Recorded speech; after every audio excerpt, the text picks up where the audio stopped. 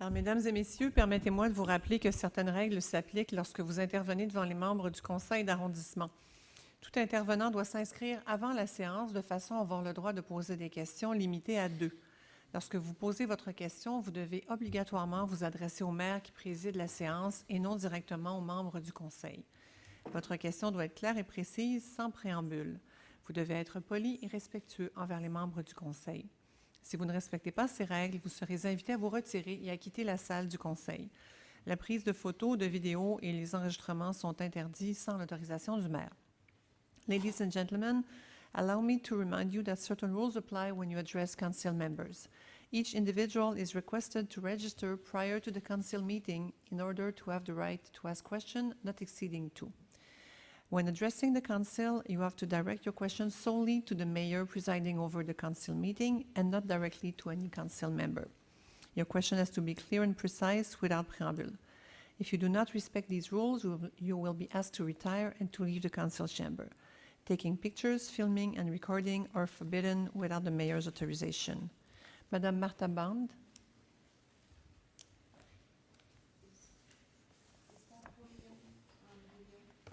The other side, Mrs. Bond, please. Monsieur. Parfait. Parfait. Parfait. Parfait. Merci, Denis. Merci beaucoup. Bonne soirée. Merci. Mrs. Bond. Yes, good evening. Question 1. What are the main provisions? This is Article 40.02, page 2. What are the main provisions of draft bylaw, CA 290040-30, on Rive-Boisé Road, and what will the consequences be for neighbors? Monsieur Papineau, s'il vous plaît. Merci. We presented this proposal, zoning change proposal, through our Planning Advisory Committee. I take it was last month. As we had to explain to the people that were present, the main object of this zoning change is to have the floor index ratio adjusted because of the fact that the lots that are on Chemin Rive-Boisé, the lots that front onto the river, or the bay in this case, are very large lots, and in which case the floor surface area that can be attained doesn't respect the minimum that's required presently. So basically what it does mean is the fact that we have one resident that had her house declared a total loss, and in which case she couldn't rebuild under the minimum that was required. It would have ended up being like basically 3 times the surface area of a normal house. So in terms of architectural integration, we were way beyond something that could be acceptable. Because of the fact that the difference between what she was asking for and what was asked or presently required under the zoning specification grid for this area is much too large. So in this case, we can go through a minor variance to accept the project under the difference that was being proposed. So that's why we ended up asking the resident to put forward a zoning change request. Actually, what they will do will create 2 new zones that are basically the zones that are identified through the bigger lots that are on, let's say, the north side of Rive-Boisé. And in this case, a specific specification grid will be adopted for each of these 2 zones. So these other properties, in the event that they needed, would demolish the existing house? Because were none of these other properties actually had catastrophic flooding? No, but actually it's a good point, and it's an excellent question. We did analyze the different properties, and I guess most, or at least a majority of the buildings that are siting on an existing larger lot are there under acquired rights. And let's say for a given reason they had suffered total loss following a fire, they couldn't rebuild under the existing floor space that they have. So it's basically taking care of a particular problem following the floodings in 2017, but also looking towards correcting the other properties that are also in the same situation under acquired rights. What's your second question, Mrs. Bond?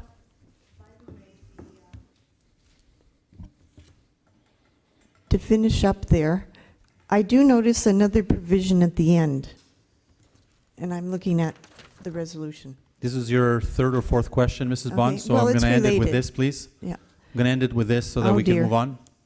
because I had one other quick Well, question. you'll have to Anyway, wait. Thank you. I'd like the explanation about withdrawing this lot number from one of the zones and 293, and then integrating it into the other zone, Yes. 294, and allowing semi-detached buildings, which you didn't mention. Okay.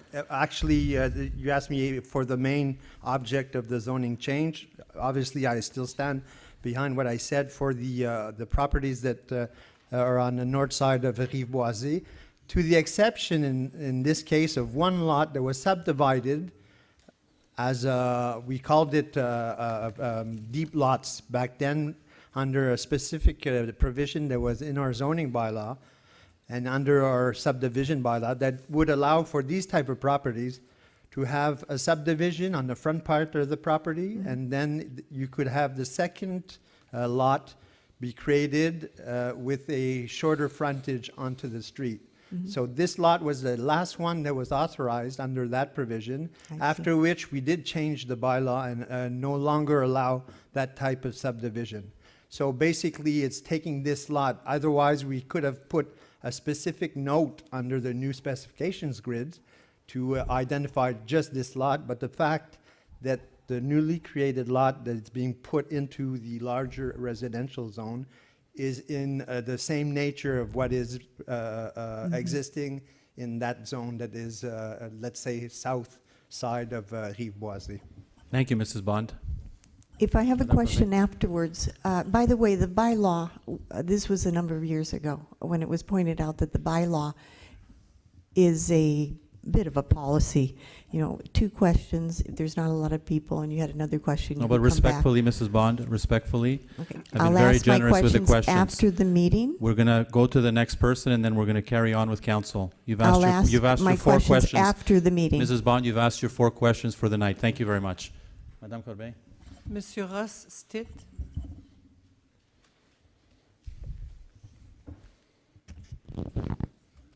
First question. Good evening. Good evening. First question.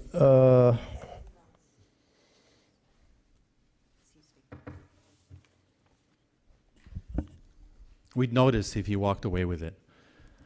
Wouldn't be me. Regarding regulations regarding demolitions, have they changed? And what exactly are the present requirements, especially, well, just in general quickly, and also regarding posting of notices, et cetera? Because I'll come back if I have time to just give you a few examples of. Well, I'll answer quickly the posting of the notices, and maybe Monsieur Papineau, you can give him sort of the way demolitions are handled today. And the posting of notices, you remember, Mr. Stitt, it was decided at, if not the last council meeting, the council before that, that we weren't obliged to post in the local papers, if you remember. Yes. And the decision was that we would reach more of our population through our social media, encouraging people to register for the live feeds that they would receive every time we post something. And so we opted to go that route. And this was publicity that was put out several times. We did a campaign on it to advise the population on where to find the necessary information when it came to the public notices. We still continue to deliver notices to an area, particularly when it concerns a zoning change, as was mentioned earlier for one of the projects. So we still do this to the people that are affected by these changes. The only thing that's changed is that we post all those notices now on our internal sites that you have access to more than you would necessarily through some of the local media. Right. At a significant savings, I must say, to the borough. Well, I didn't want to get into the general area public notices. I was just specifying regarding Sorry, demolitions. my But that's apologies. fine. My I mean, apologies. No, that's Mr. fine. Marco. Actually, the zoning, not the zoning bylaw, the demolition bylaw, let's say, is a two-tier bylaw.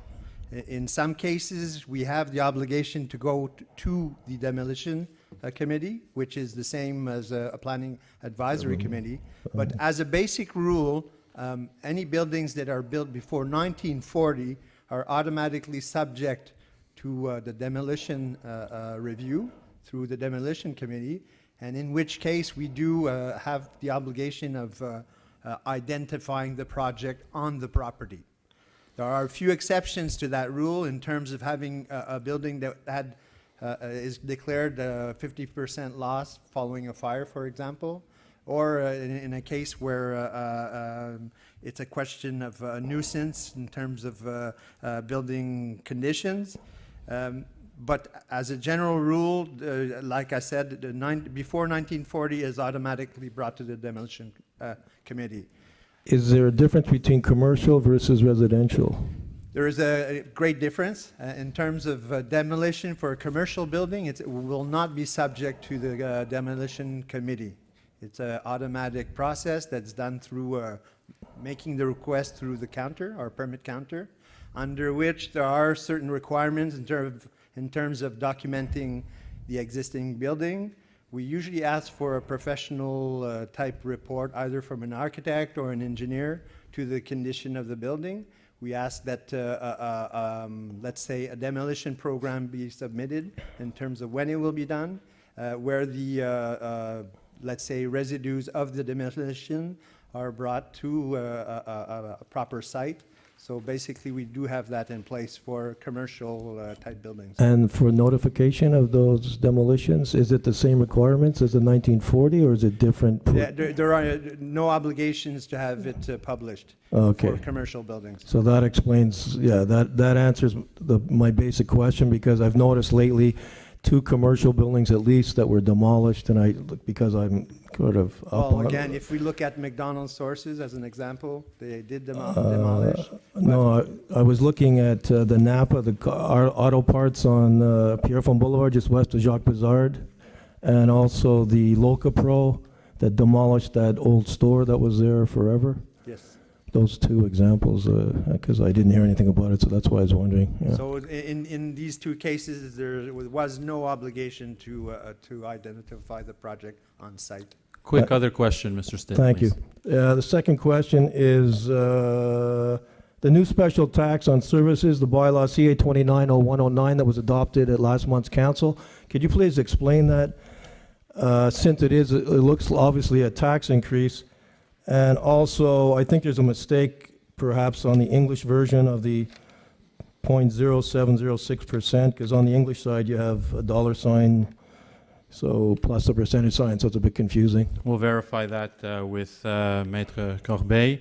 But the borough tax, as you know, is something that we look at adding to our regular tax bill in order that we create a fund to add services to the community. They're usually service-based expenses where we increase either activities or programming or anything related to providing direct services to the population, whether it be through our Public Works Department, through our urban planning, or through our front counter department.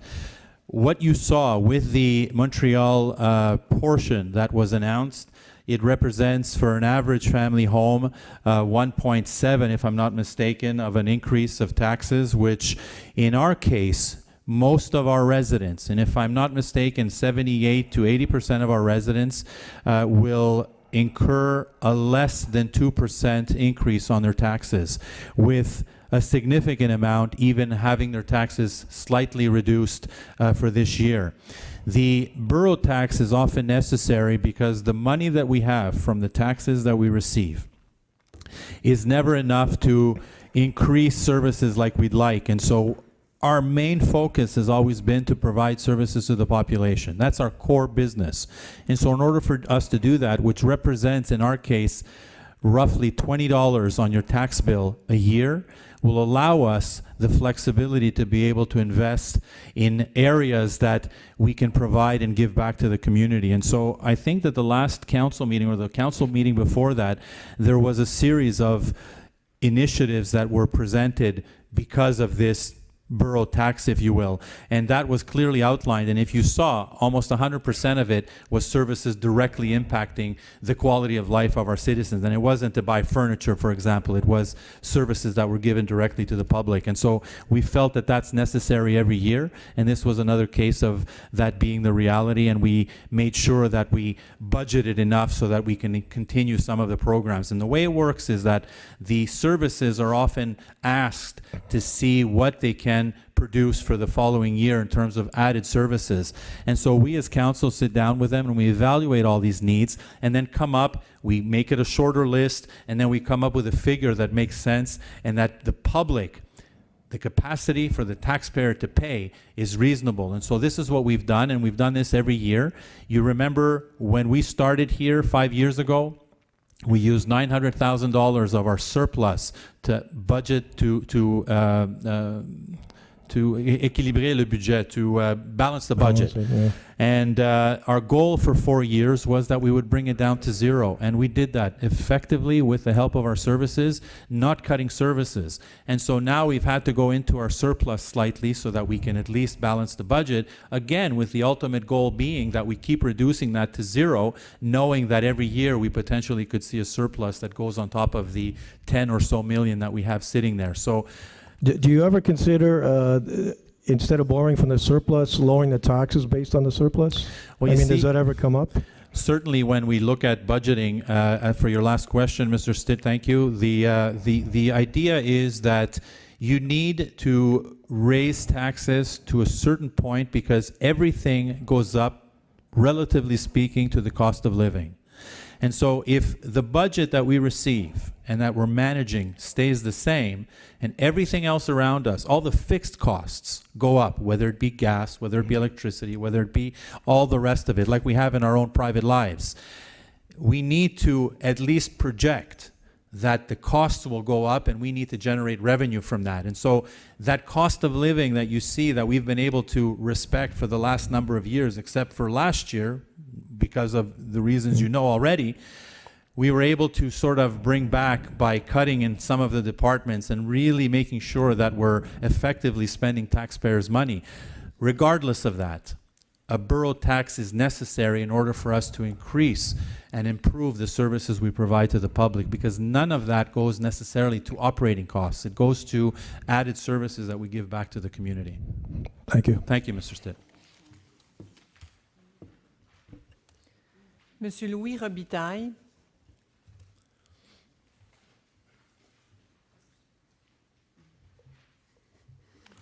Oui, bonsoir. Bonsoir.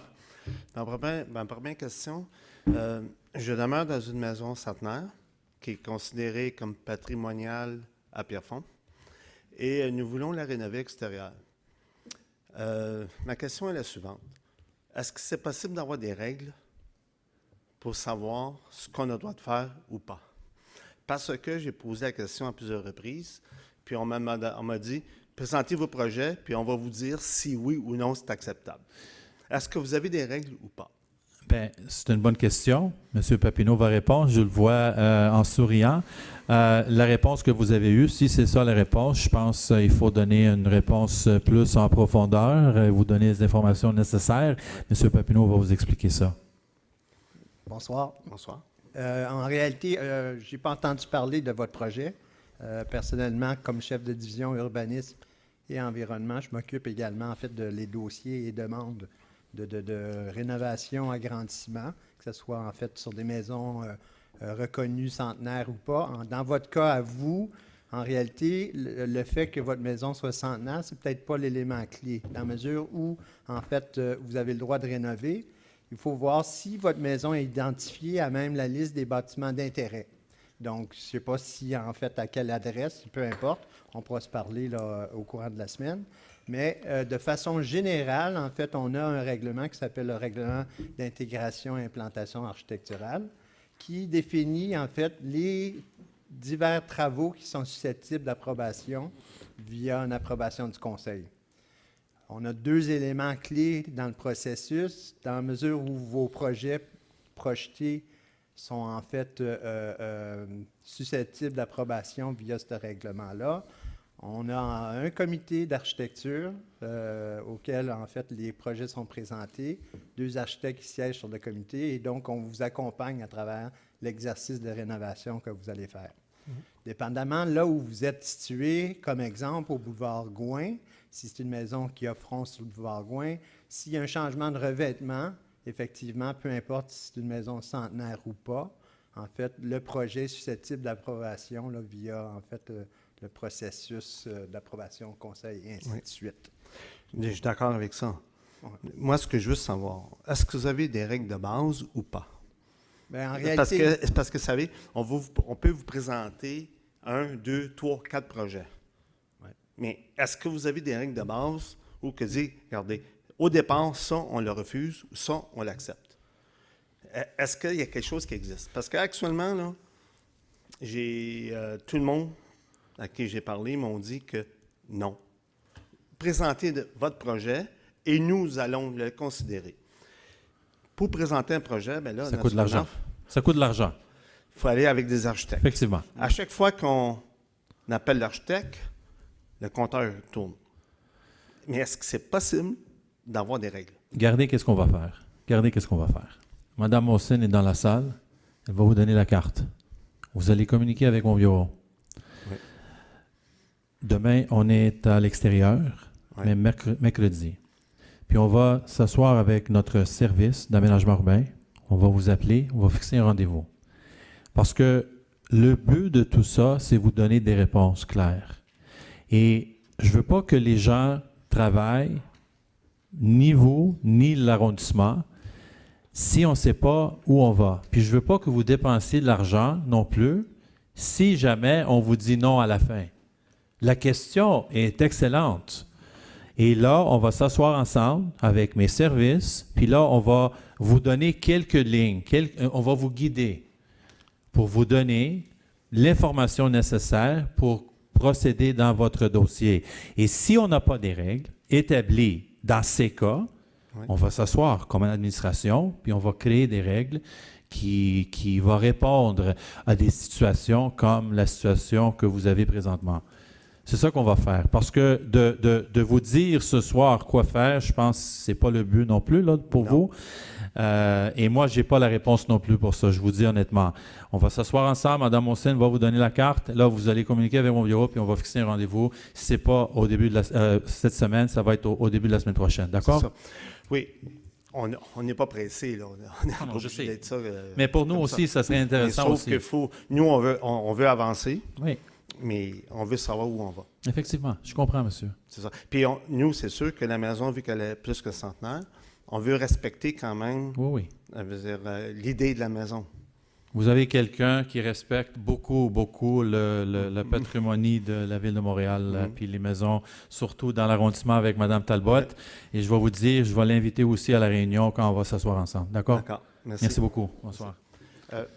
Deuxième question. Allez, oui, pardon. Là, c'est une question de sécurité. Moi, je demeure sur le coin d'une rue, à Pierrefonds.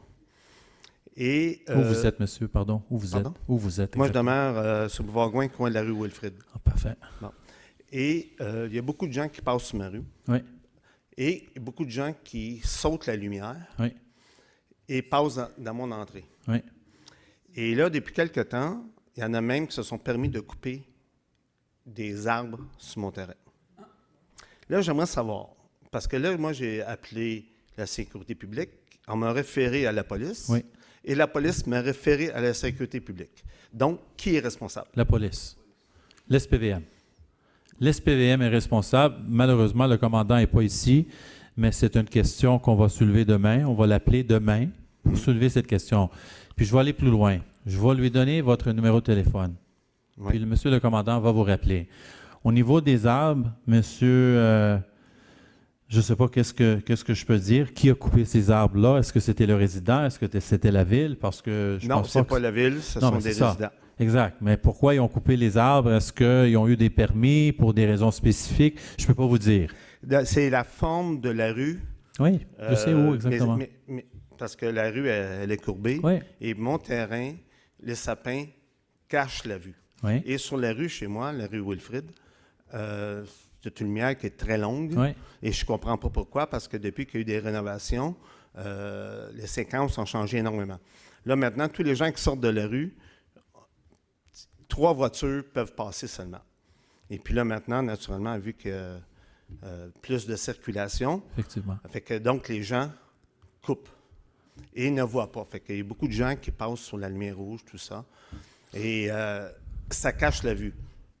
Fait que là, moi, c'est sûr que on m'a le coupé, il m'en implanté un autre. On me l'a coupé de nouveau.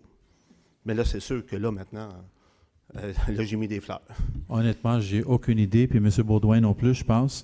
On va vérifier, puis pour le temps que ça prend pour traverser ou pour passer, on va vérifier ça aussi, parce que c'est pas normal. Avant, effectivement, c'était un quartier résidentiel plus que d'autres choses. Oui.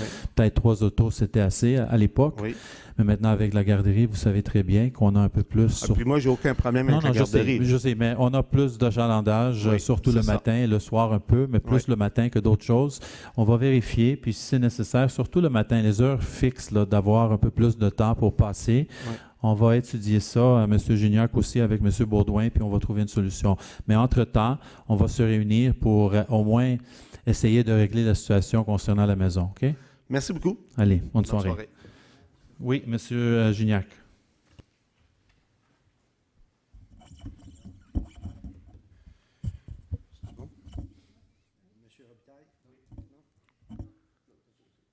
Try again. No, the other one. OK, on y est. Je m'en excuse. Merci, M. Robitaille. Je suis responsable du comité de circulation. Nous avons une rencontre. Vous avez entendu le commandant un petit peu plus tôt cette semaine. Puis ce sera avec plaisir que je vais apporter votre dossier lors de notre rencontre. C'est inacceptable que les citoyens coupent à travers votre propriété pour sauver une lumière, là. Alors, c'est clair qu'on va réagir.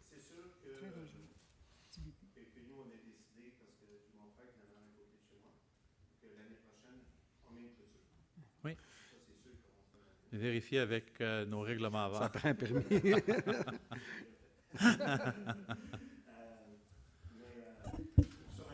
Je m'excuse, M. Robitaille. Pourriez-vous allumer votre micro, s'il vous plaît? Juste le bouton, la petite silhouette, l'avant-dernier à droite. Je ne suis pas tout seul. Merci. C'est sûr que l'année prochaine, c'est prévu qu'on va mettre une clôture pour privatiser notre terrain.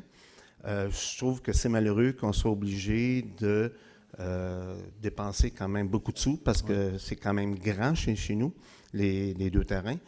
Et je trouve ça malheureux aussi que je sois obligé de venir ici parce que je ne suis pas un habitué d'ici et que je suis obligé de venir ici pour essayer de comprendre comment ça fonctionne.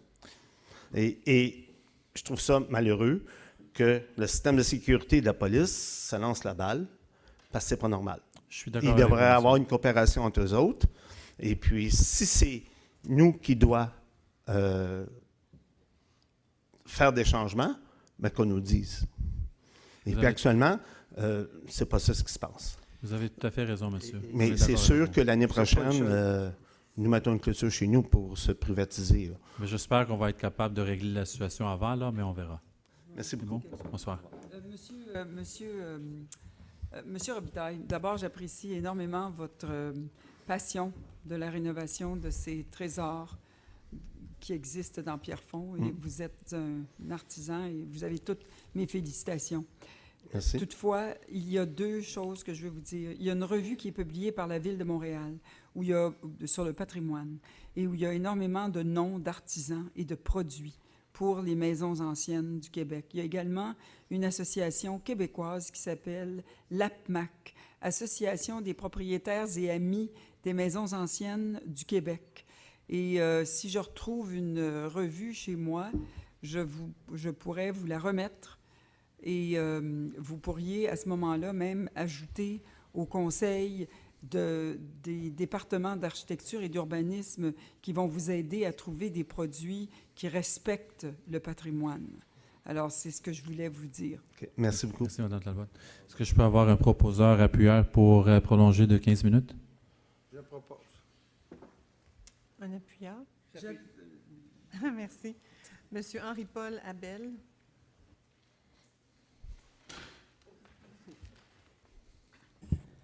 Oui, bonsoir. Bonsoir. C'est à propos du projet Bellegamme. Moi, je demeure sur le boulevard Gouin. Et puis, c'est au sujet d'une bouche d'égout que ce terrain-là, anciennement, ça drainait à toutes les terres agricoles. Puis, il y a déjà une bouche d'égout. C'est pour savoir si... puis, à part de ça, c'est que ça passe sur le terrain du voisin aussi, de Euphoria, sur Rive. Et ensuite, sur mon terrain, à peu près de 100 pieds, 50 pieds de large par à peu près 100 pieds au total, dans mon driveway et en arrière de ma maison.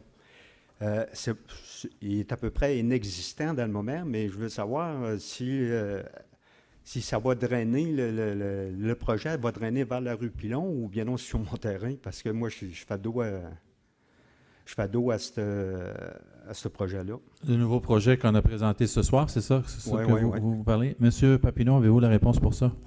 En réalité, vous savez, on a fait l'exercice là, par rapport à planification et implantation du projet. Ce soir, ce que vous avez vu, c'est en réalité le canevas de fond pour permettre le projet. On a déjà parlé de couleur de briques, grandeur de fenêtre, ainsi de suite. Le projet a évolué à travers le temps avec le promoteur et notre service technique par rapport au branchement eau égout aqueduc. Également, question de drainage. Par contre, je suis content, en fait, d'entendre parler de la connaissance du coin que vous avez par rapport au drainage, mais c'est quelque chose que je pourrais adresser là, avec notre service du génie pour savoir, en fait, comment que le projet va se drainer. Est-ce qu'en réalité, il y a des servitudes existantes sur le terrain? Servitude de drainage? Moi, j'ai jamais eu ça fait 50 ans que je demeure là, mais ça. j'ai jamais eu de problème avec ça, mais comme bon citoyen, je ne m'occupais pas de ça. Là. Non, Mais seulement que ça traverse en arrière. Là, si j'aurais à m'installer une piscine creusée, ça serait un problème, là, c'est définitif. Mais en réalité, toujours le même principe lorsqu'on fait des travaux sur des terrains en fait vacants. La responsabilité demeure celle du promoteur qui construit. Donc, à ce moment-là, on pourra s'assurer que cette question-là soit en fait répondue. Là. Parce qu'il y a déjà eu une partie de ce tuyau-là qui a eu une dérogation de M. Lauzon, là, disons, qui était mon voisin, sur le terrain de Euphoria sur Rive. Là, puis la ville de Pierrefonds a déjà installé un manhole, là, deux manholes même aussi à part de ça. Puis il y en a un sur le terrain de Bellegamme, là, disons, du promoteur. Là. Puis, c'est vraiment, pour moi, là, si ça se bloque, quelle responsabilité que j'ai de ce tuyau-là qui est à peu près inexistant dans le moment? Parce que normalement, tous nos terrains, ça les goûte vers le boulevard Gouin, là, disons, et non en montant là, vers la rue Pilon. Là. Mais c'est pour savoir à quelle hauteur qu'ils vont installer ça, le terrassement et tout, là. En réalité, toujours le même principe. Lorsqu'on construit, on est en fait responsable du drainage sur son terrain de façon générale. On a déjà vu d'autres projets sur des terrains où il existait déjà en fait des installations de drainage pluvial avec servitude et en fait les servitudes ont été maintenues sur le projet pour assurer un drainage adéquat. Donc, en réalité, on devra faire des recherches par rapport à ce que vous avez précisé ce soir. Parce que je pense pas, disons, comme moi, c'est absolument inutile pour moi. Là, je draine vers puis le voisin aussi, normalement. Là, puis je ne vois pas l'utilité exactement de ça. J'aimerais de voir quelqu'un de responsable là, pour faire l'analyse de ça. Là. En réalité, si vous pouvez, en fait, laisser votre... on a les coordonnées. On a les coordonnées. Okay. Et on vous revient là, sur le plan de match là, au niveau du drainage pour le projet. Bon, bien, c'est bien. Merci beaucoup. Bonsoir. Madame Pauline Primo.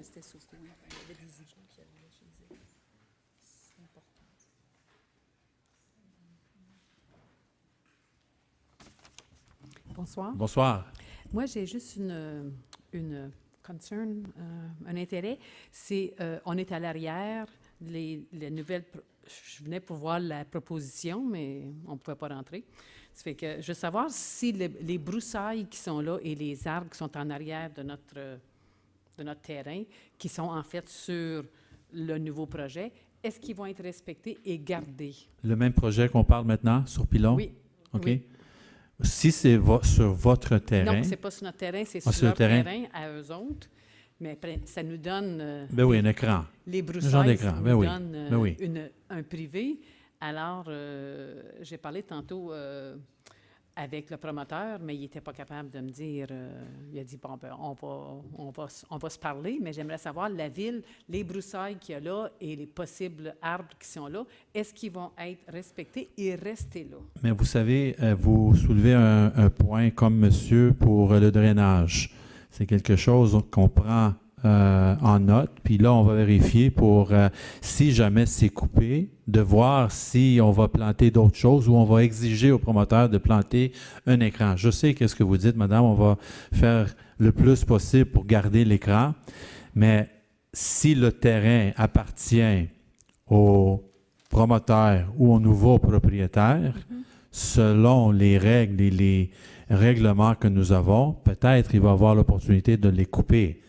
Nous, on travaille comme chaque projet, comme on va faire avec Porsche, etc., de planter et de garder la végétation, surtout quand c'est des arbres matures sur des bordures. Je peux vous dire honnêtement que, en général, les promoteurs, les propriétaires gardent ça parce que même pour eux, ça donne quelque chose. Si c'était dans le milieu du terrain, ça, c'est une autre chose. Mais un écran, comme vous avez présentement, on va travailler avec le propriétaire de faire le plus possible de les garder. Je ne sais pas à quel moment on peut l'exiger, par contre. Mais on va étudier ça avec M. Papineau et l'équipe pour voir c'est quoi la possibilité de garder. Vous avez soulevé le point ce soir, je n'étais pas au courant, puis je pense M. Papineau non plus. On va vérifier avec le service et aussi avec le propriétaire pour demander en effet si lui il veut les garder ou de l'encourager de garder l'écran que vous avez présentement. C'était juste mon but, c'est de demander si c'est possible. Mais on a vos coordonnées aussi. À chaque moment qu'on a des interventions des résidents pour des choses spécifiques, les services, ils font la recherche, puis là, après ça, ils vous appellent pour vous donner l'information et de ne pas attendre jusqu'à temps que soit les arbres sont coupés ou pas. On va vous donner l'information à fur et à mesure, d'accord? Parce que j'ai parlé au promoteur, puis il dit, bon, ben, on planifie de mettre peut-être une haie de cèdre. J'ai dit, c'est bien beau, ça, là, mais c'est 6 pieds, là. Nous, c'est 20 pieds maintenant. Ah non, je comprends. Puis Merci ici, on va essayer. On ne peut pas l'obliger, comme j'ai dit, mais on est des bons négociateurs à l'arrondissement. Puis si on est capable, on va faire le plus pour vous, madame. Merci beaucoup. Merci, madame, de votre question qui est fort pertinente. S'il y avait moyen, je ne sais pas si c'est possible, de tout de suite travailler l'implantation de ces maisons-là et de voir par l'implantation si les arbres qui sont là seront endommagés par l'implantation et par le creusage. Il y a une certaine distance en urbanisme qui doit être respectée pour les racines des arbres. Si elles sont coupées, évidemment, les arbres vont mourir par la suite. Toutefois, je ne sais pas si c'est possible avec M. Papineau, mais ça devrait... on demande des études d'ensoleillement dans certains cas. Je ne me souviens pas si dans ce cas précis, on en a demandé, mais toutefois, une implantation qui permettrait de voir quels arbres peuvent être conservés tout de suite. Et pour éviter que ces arbres-là, qu'il y ait des discussions et qu'on ne puisse pas y répondre alors que les gens seront là.